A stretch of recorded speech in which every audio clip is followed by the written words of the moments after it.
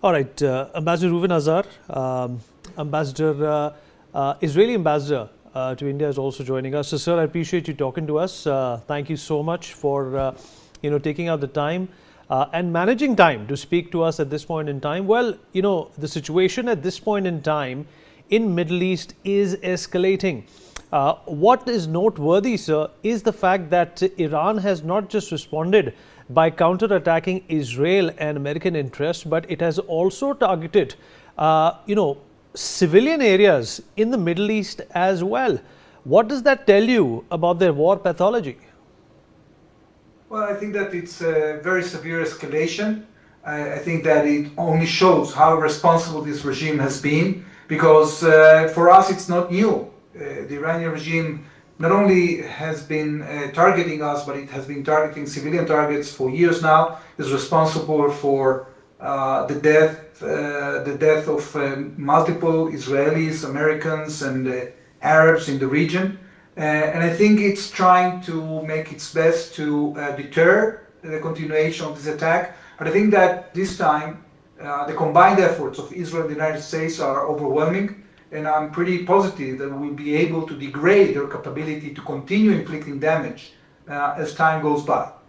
We are targeting more than 2,500 military targets. The Americans are doing the same. And this can take not only days, it can take weeks. We have the capability and the will to do that. And the Iranian regime will have to face the consequences of their action. Ambassador, the Supreme Leader is gone now. Do you think that, in terms of the situation and, the kind of attitude that Iran has shown when it comes to its nuclear capabilities, there is going to be a thaw? Or do you think that radical attitude of not compromising is going to continue regardless of who the new leader is going to be? Well, that might be the case. We've been trying through diplomacy and other means, through economic sanctions, through military action, to get this regime to change course and to adopt more sensible policies towards the region. Unfortunately, that hasn't helped, and therefore we find ourselves in this situation that we have to take action in a very decisive way. We saw that this regime is trying to create the capability to annihilate us with their military nuclear program, with their ballistic missile program, through their proxies and the terrorist organizations to which they have been sending weapons of mass destruction and the means to produce them. And therefore, I think we hope that this military action not only will bring us to a better situation in terms of what the regime is capable of doing to us and our neighbors, but also we hope that the Iranian people will embrace this moment, weeks after the regime has massacred tens of thousands of Iranian civilians, to embrace this moment and try to change the regime. We are not sure it's going to happen, but what we know is that the Iranian military capabilities are going to be substantially degraded, and that we might see a change in the regime if the Iranian people decide that they have the capability and the will to fight the oppression that has been ruling their lives for the last few decades.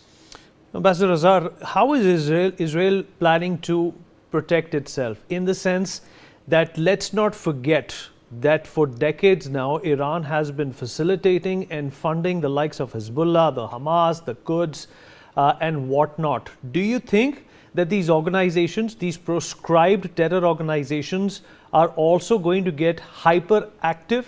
That their master is under strain and perhaps target Israeli interests a lot more?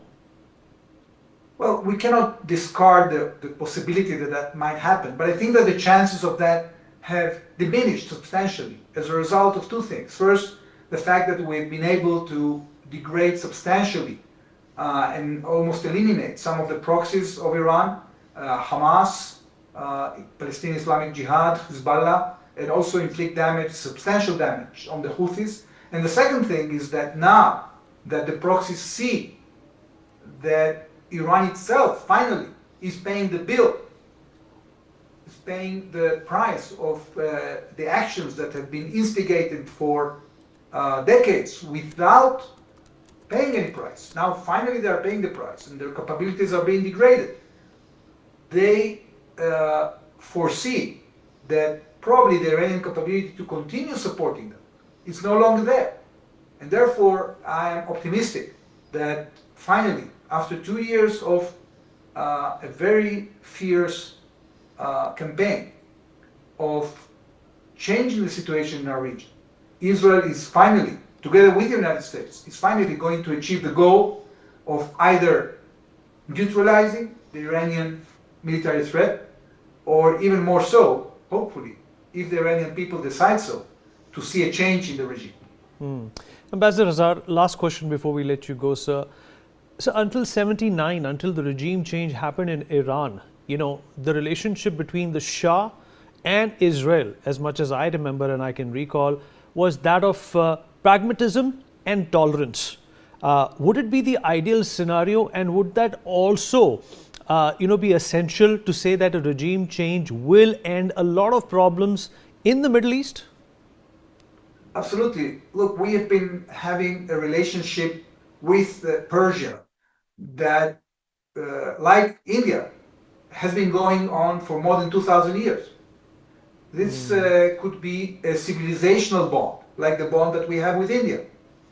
And we would like to go back to a situation in which we have friendly relations with the Iranian people, because we don't have anything against the Iranian people. On the contrary, we have a very positive record of cooperation with the people of Iran.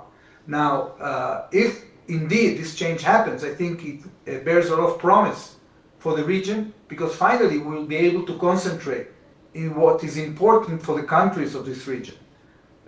Fighting radicalism, building our countries, prospering, and generally bringing a better future to humanity.